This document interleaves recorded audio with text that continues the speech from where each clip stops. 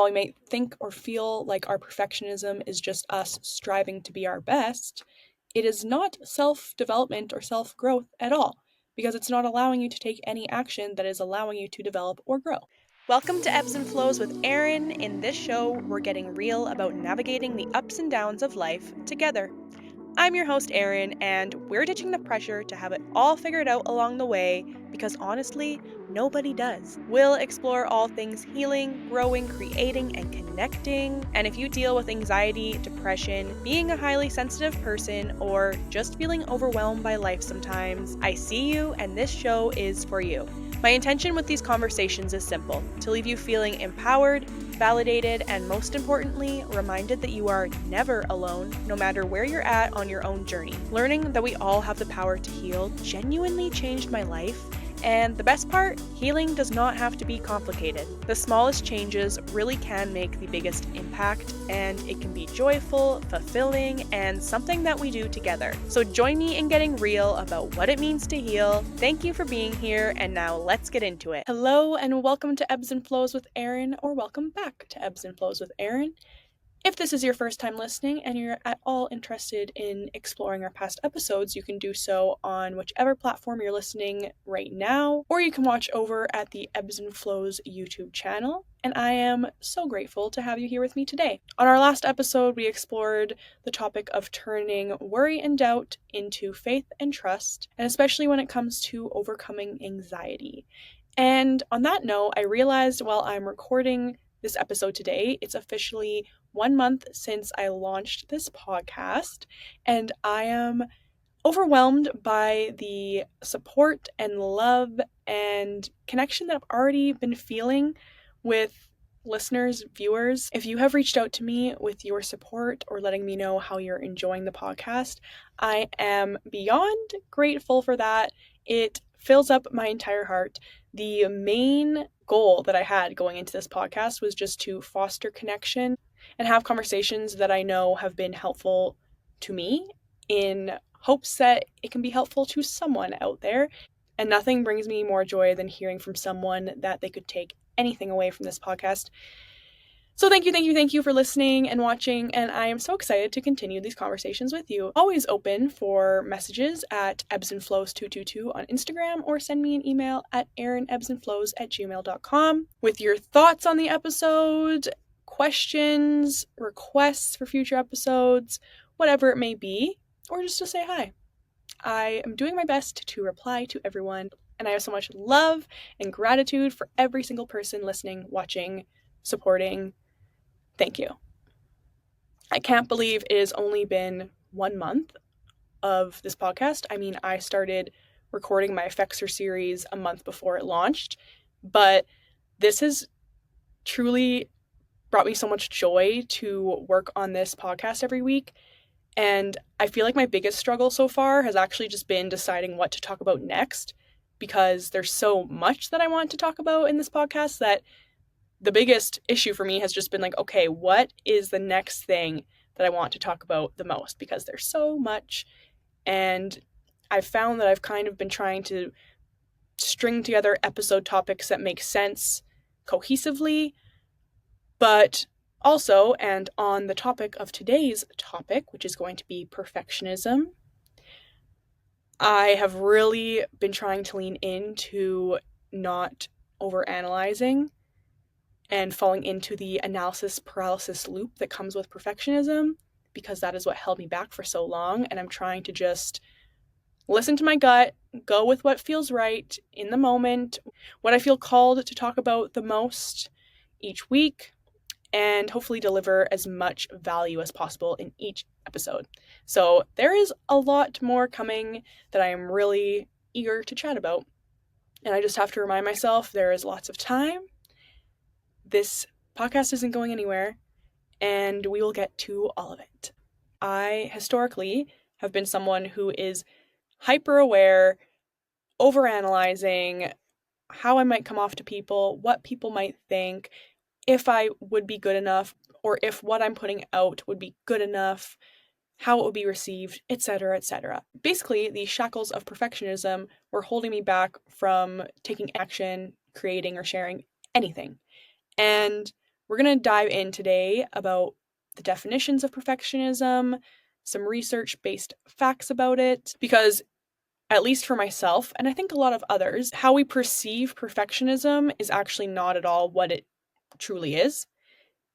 And when you come to learn what exactly perfectionism is, it helps you to start to take action to shift away from those tendencies and empower yourself to no longer be held hostage by the analysis paralysis, procrastination. So today I want to talk about the truth about perfectionism and why self-compassion is the answer. So I remember telling my therapist in one of our sessions about 2 years ago that I felt like a perfectionist who never actually perfected anything at all.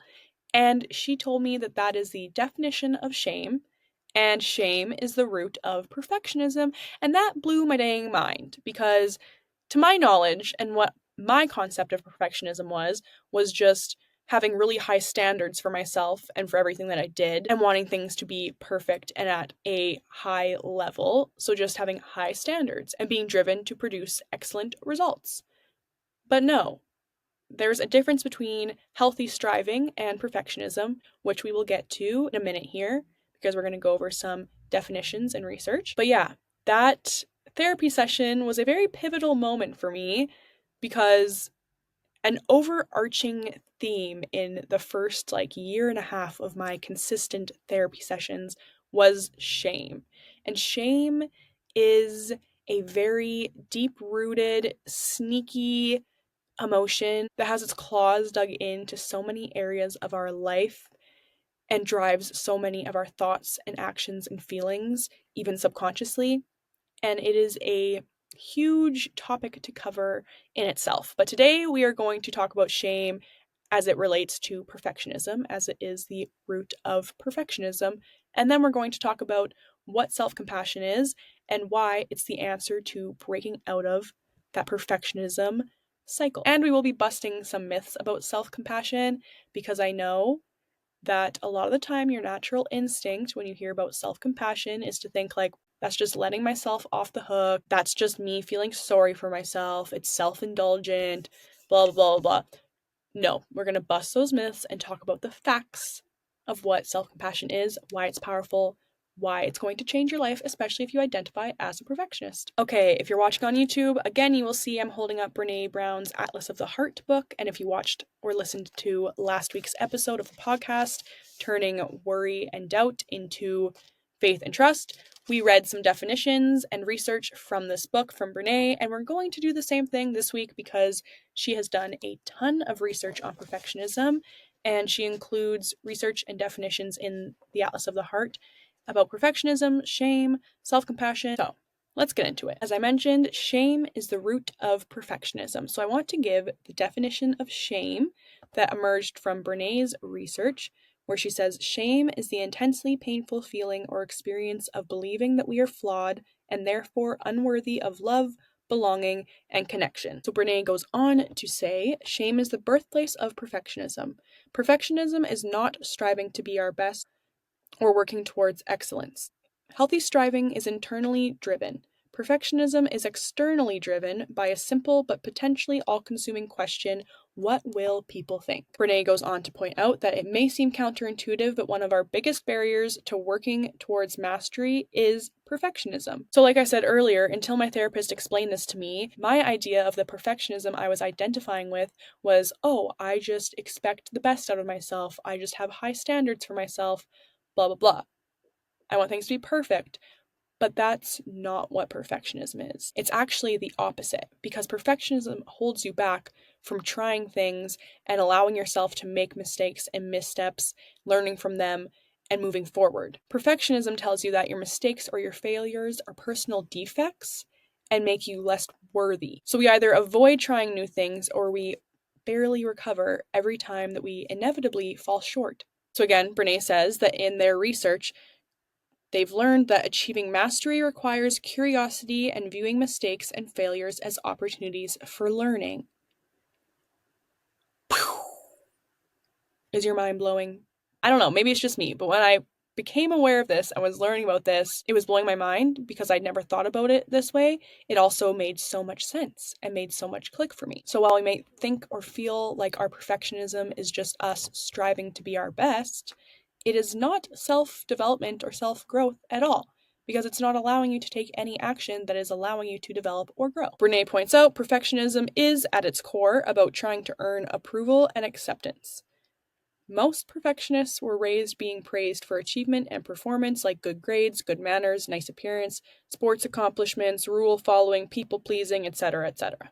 So somewhere along the way, we adopt this dangerous and debilitating belief system: I am what I accomplish and how well I accomplish it. Whereas healthy striving is self-focused, so it's saying, how can I improve? Whereas perfectionism is other-focused, saying, what will they think? And you might be hearing this as someone who identifies as a perfectionist and saying, you know what, I don't know, I don't think so. I don't catch myself wondering about what people will think of me. But I promise you that the root of why you're not taking action is these feelings of fear of judgment, shame, or blame, which comes down to being other focused. Because when it's internal focused, you are open to letting others down or failing or making mistakes, knowing that you're going to learn from that and you can pick yourself up and move forward and not take it on as a personal defect, like there's something wrong with you or you're less worthy because you didn't live up to your standards of being perfect. And the real life changer here that you want to embrace is the fact that there is no such thing as perfect. And waiting for things to be perfect, waiting for circumstances to be perfect, for yourself to be perfect, for whatever it is to be perfect, just holds you back in life, and you end up missing out on opportunities, or while you're avoiding feeling shame or blame or judgment from others, you end up actually just feeling more of those feelings, and you're feeling them even worse towards yourself. And you're adding in the feeling of resentment because then you're resenting yourself for not taking action to do or try or create the things that you're feeling called to. And this ruled my life for so long. For years, I would think about, dream about, even plan about the things that I felt called to try or create or do, and then not taking action based in the fears of what others might think, or failing, or not being perfect at something. But then in the end, I would just feel so much resentment towards myself, shame towards myself that I wasn't taking action towards these things, that it's like, okay, would you rather feel those feelings towards yourself and not even having the opportunity to succeed or to find something that fulfills you or that you find joy in? Or you can risk potentially feeling those feelings of shame or judgment by taking action and doing something that feels good to you and that has been on your heart and your mind to try or create or share. I hope this is making sense, but it really is either way. You risk feeling those feelings, but you're actually more so guaranteed to feel these feelings by not taking action and feeling them towards yourself. And life is just too short to spend it worrying about what other people think or trying to keep up this perfect persona or this image of perfection, either in your own mind or outwardly to others. Because again, there's no such thing as it. You're going to burn out. There's research behind the fact that perfectionists and perfectionism go hand in hand with burnout, because there is just simply no way that you are going to be able to present as perfect 24/7. It's impossible, and you're going to burn out. I've experienced it, and it's not worth it. I can tell you life is so much more joyful and exciting and fun and fulfilling when you just get to the point where you say, F it, I'm going to try this out, and it feels good to me. And hey, maybe I'll change my mind. Maybe I'll try it out and I'll find that I don't enjoy it. It's not fulfilling me. And it's okay to change your mind. That's another part to it. It's okay to try something, do something, and then one day you don't want to do it anymore. That's okay. We have to get comfortable with disappointing people. We have to get comfortable with letting people down. It is okay to let people down, and it's safe to let people down. It's safe to disappoint people. This is maybe more of a people-pleasing topic, but kind of goes hand in hand with perfectionism. Anyways, more of Brene's research, she says they found that perfectionism hampers success, and in fact, it often sets you on the path to depression, anxiety, addiction, and life paralysis. And life paralysis refers to all of the opportunities that we miss because we're too afraid to put anything out in the world that could be imperfect.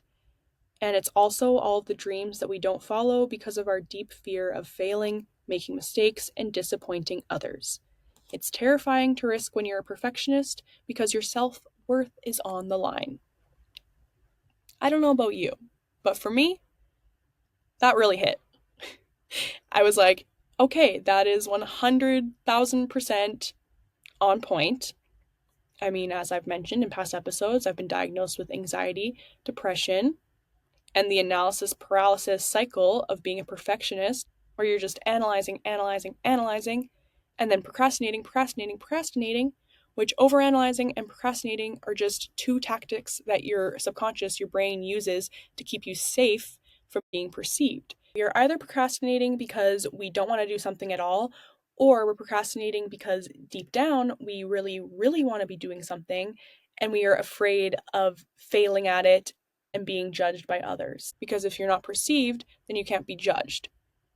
And if you're not judged, you are safe, because being judged or being even open to judgment, putting anything out there that could possibly be judged, is dangerous because our self-worth is on the line. And doesn't this just sound exhausting even as I'm talking about this? It is exhausting to live this way and to keep this up. So if anything, I'm just happy to talk about it because I do feel like anyone that I've had this conversation with that also identified as a perfectionist, every single time they're like, mind blown, but this makes so much sense. And then you're just empowered to push through these analysis paralysis, procrastination, perfectionism loops because you just don't want it to hold you back anymore or burn you out anymore, stress you out anymore. We don't need more reasons to feel anxious or depressed. And the only one who suffers from not going after the things that you're feeling called to try, do, create is you. And you have to live in your own mind and body for the rest of your life. No one else does.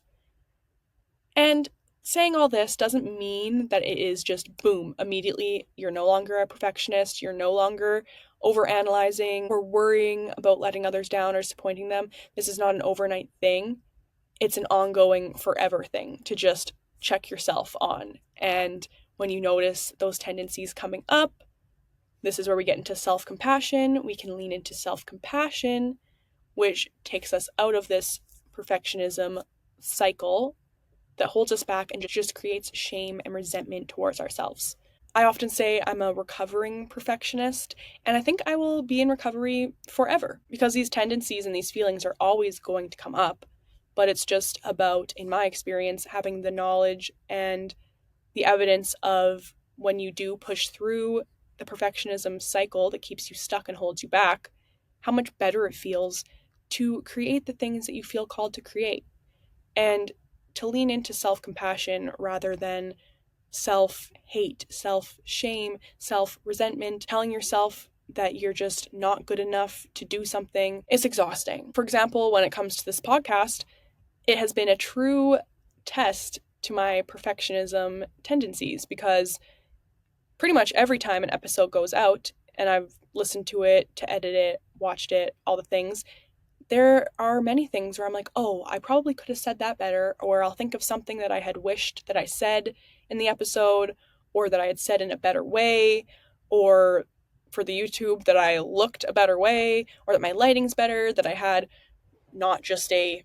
spare kitchen chair for my podcasting chair, that I had more decor in my studio, that blah, blah, blah, blah. The list goes on. I can think of a million things that would make this podcast more perfect, but I would be waiting for forever, like I did in my past, waiting for forever and never actually taking any action ever. So when those thoughts come up, I just try and lean into the self-compassion that doing anything is better than doing nothing, and giving myself grace and compassion, reminding myself that there is no such thing as perfect. And a lot of these things that enter my mind probably aren't even things that others are picking up on or care about that are watching or listening, and that it's actually okay and powerful to grow as you go. I'm sure this definitely will get better as time goes on. I'll get better at doing this, I'll get better at recording, I'll get better at editing, blah, blah, blah, blah, blah, blah. That's just personal example of being a recovering perfectionist. It's not that you come to a point where, boom, you're no longer a perfectionist. It probably will be a lifelong journey of checking yourself and leaning into self-compassion. So we're going to get into what self-compassion is and how it makes a difference and why it matters when it comes to breaking out of the shackles that perfectionism holds you back in. I just want to finish off on some of Brene's points about perfectionism from Atlas of the Heart. So she says, perfectionism is a self-destructive and addictive belief system that we use to try to protect ourselves from feelings of shame, judgment, and blame. It is a 20-ton shield that we lug around thinking it will protect us, when in fact, it's the thing that's really preventing us from taking flight. It fuels the primary thought, if I look perfect, live perfectly, work perfectly, and do everything perfectly, I can avoid or minimize the painful feelings of shame, judgment, and blame. And again, you might hear this and be like, I don't think that. Well, these aren't necessarily conscious thoughts, although if you really ask yourself and get quiet with yourself and think about the thoughts you have when it comes to your perfectionism, you probably are thinking these things. I know for myself, I never would have previously admitted or said, like, I don't do things because I'm scared of what others will think of me.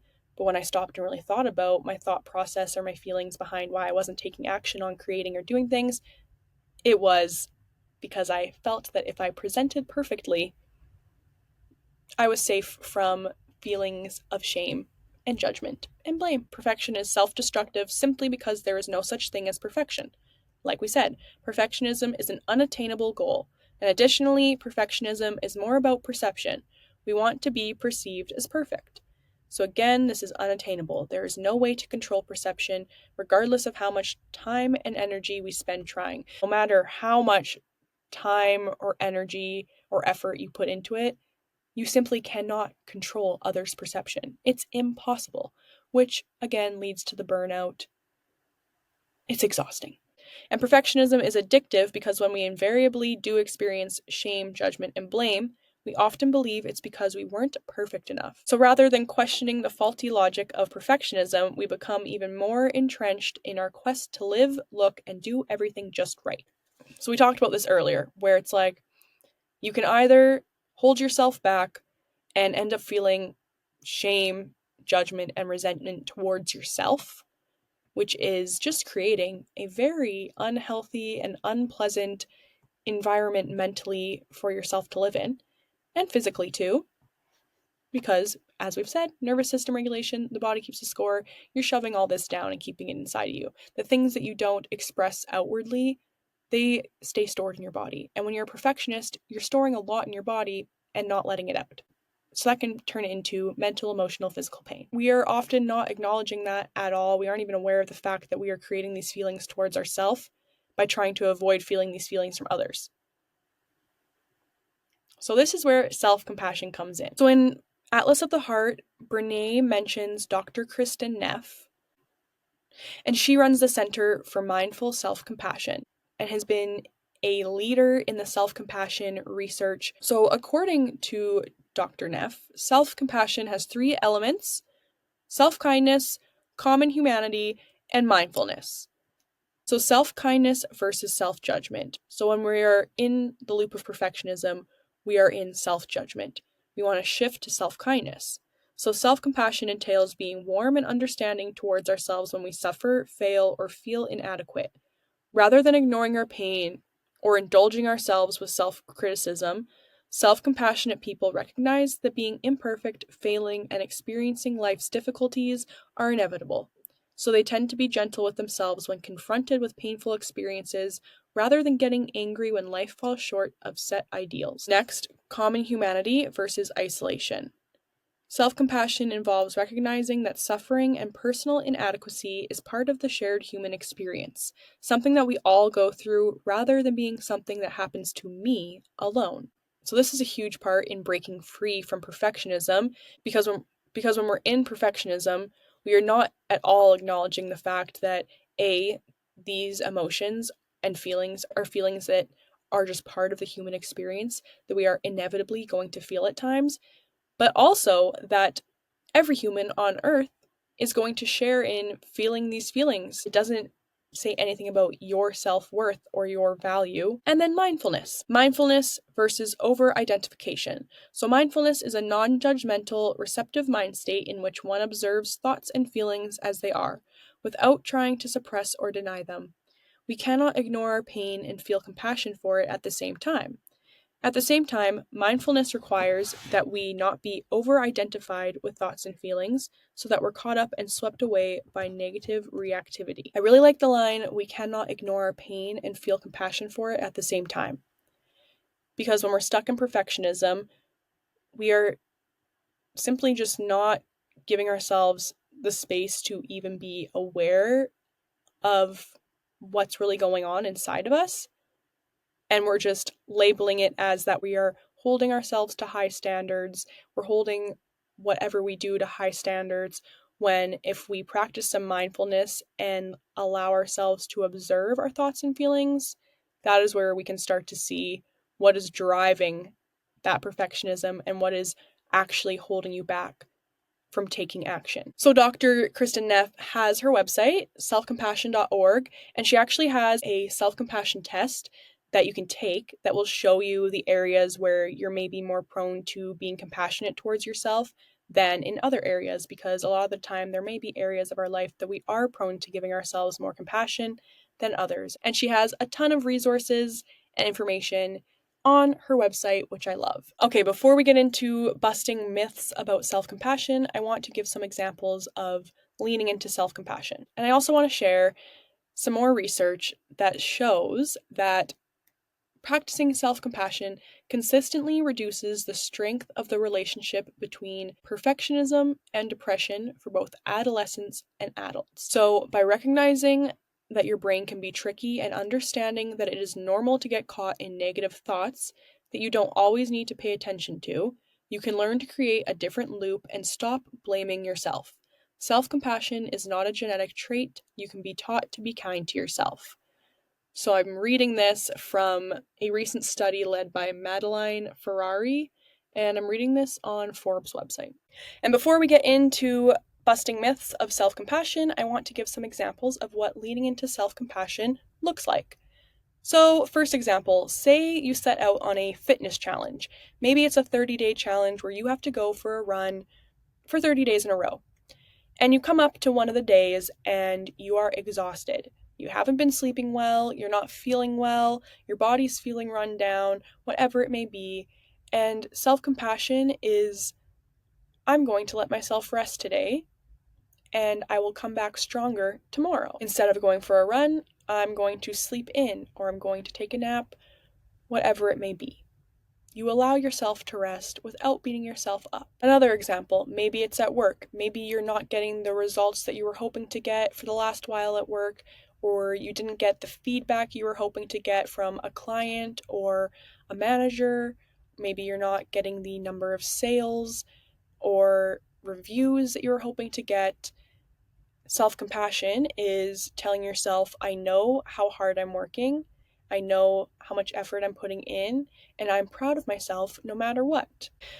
Another example, maybe it's in relationships where you've had an argument with your partner, and self-compassion is telling yourself arguments are a natural, inevitable part of any relationship in life between humans. And it doesn't mean that you are bad at relationships or that you're a bad partner or that your relationship is failing or that you are failing it. Arguments are normal and navigating them is part of building strong relationships. Another example, maybe something happens. This one, if you're a highly sensitive person like me, this one will hit home.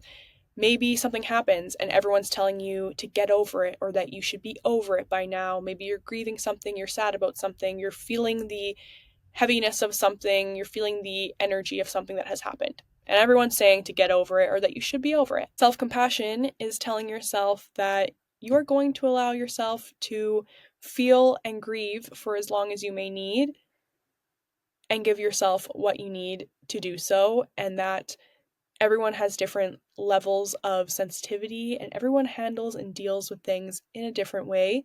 It doesn't make you less than, it doesn't make you weak. What works for someone doesn't mean it's going to work for you, and that's okay. Everyone is different. Another example, maybe there's a show or music or something trendy that everyone seems to like and you don't like it. Well, self-compassion is telling yourself, just because everyone else seems to like something, there's nothing wrong with me for not liking this. Okay, I just thought of one that I think is really important. For any time you're trying, creating, doing anything new, self-compassion is telling yourself, I am not bad at this, I am learning. So when it comes to mental health, leaning into self-compassion, there's some examples when it comes to anxiety.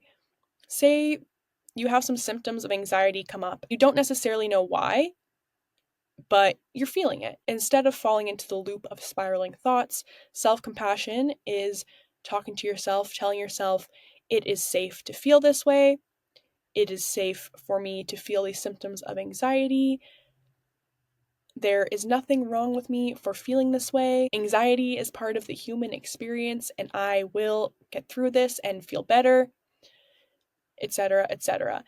And also with anxiety, leaning into self-compassion, if you are with a group of people, or you're at an event, or you're at a social gathering, another example of leaning into self-compassion is giving yourself a few moments. Maybe you literally just have to go to the washroom and be alone for a few moments to just let yourself feel what you're feeling.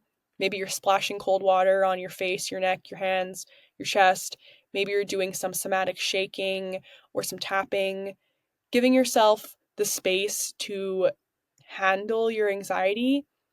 Whereas when you're leaning into perfectionism, which just perpetuates more of the anxiety, when you're telling yourself, what are people going to think if I am taking too long in the washroom? What are people going to think if they can tell that I'm anxious and worrying about being judged and feeling shame for that?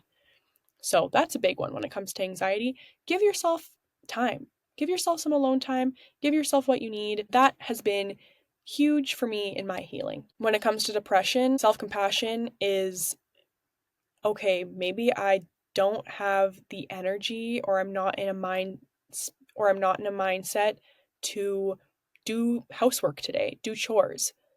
I just need to lay here, have a rot day, or instead I'm going to do some movement or energy practices or a joyful creative activity to help get me out of this space. Whatever you're feeling called to do, self-compassion, if you come up on one of those days but you had plans for all these tasks that you were going to do, self-compassion is allowing yourself to derive from your task list and give yourself what you need in that moment. And knowing that it's okay to not be productive at all times. Knowing that you don't have to be productive to be worthy of rest or to be worthy of doing something that fulfills you. Okay, I hope those examples are helpful in making this all tie together. Now let's bust some myths when it comes to self-compassion. Because like I said, I know sometimes you can hear about this stuff and you're thinking, well, that just sounds like I'm making excuses for myself. That just sounds like I'm not motivated. This sounds like I'm letting myself off the hook. No, no, no, no, no. And we're going to explain why now. And Dr. Kristin Neff has these all on her website. I will link it down in the show notes. I'll link a link to buying Atlas of the Heart on Amazon if you feel called to do that. Yeah. Okay. So myth number 1, self-compassion will undermine my motivation. So the number 1 block to adopting self-compassion is the fear that it will make us complacent or unproductive and that we need to be self-critical to motivate change. Well, the truth is that self-compassion is a more effective motivator than harsh self-criticism. We try to achieve not to avoid self-judgment, but because we care about ourselves. This supportive mindset better enables us to learn from our mistakes and failures.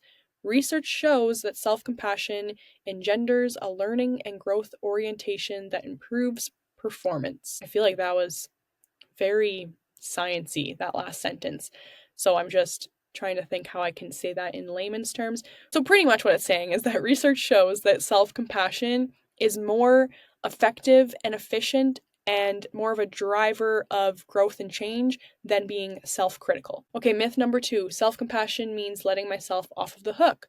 Many people worry that self-compassion will lead them to avoid taking responsibility for their mistakes or harmful actions. The truth is, when we're self-compassionate after doing something that we regret, it provides the safety needed to acknowledge what we've done. Research shows that people who are more self-compassionate about their past mistakes are more likely to take personal responsibility for their mistakes and try to repair the situation. Okay, next myth. It's just feeling sorry for myself. Many people believe that self-compassion involves wallowing in self-pity and simply complaining about how hard they have it. The truth is, self-pity involves why me thinking and is self-focused, while self-compassion frames the experience of imperfection in light of the shared human experience. So research shows that self-compassion reduces self-focus, increases perspective taking, and helps us to feel connected to others when we struggle. So I think this one is huge because as perfectionists, you're prone to worrying about people perceiving you as pitying yourself or complaining about things or being weak. So you hear about self-compassion and you might think, well, that's just going to make me look weak. That's going to make me look like I can't handle things or I can't handle life. I can't handle hard times. But actually, what the truth is telling us is it's the exact opposite. Because self-compassion is allowing us to expand our lens to connecting with others and perceiving experiences and feelings as something that we all can relate in. Another myth is that self-compassion is self-indulgent. So some think that being kind to yourself just means taking it easy or doing what feels good in the moment. But the truth is, self-indulgence involves giving oneself short-term pleasure at the expense of long-term harm. When we care about ourselves, we're willing to undergo discomfort for our well-being. Research shows that self-compassionate people are more likely to exercise, eat well, get regular medical checkups, and generally engage in health-promoting behavior. So that's interesting too, because in my experience, the more that I've practiced self-compassion, the more capacity I've had to being devoted to and dedicated to supporting my overall health and wellness.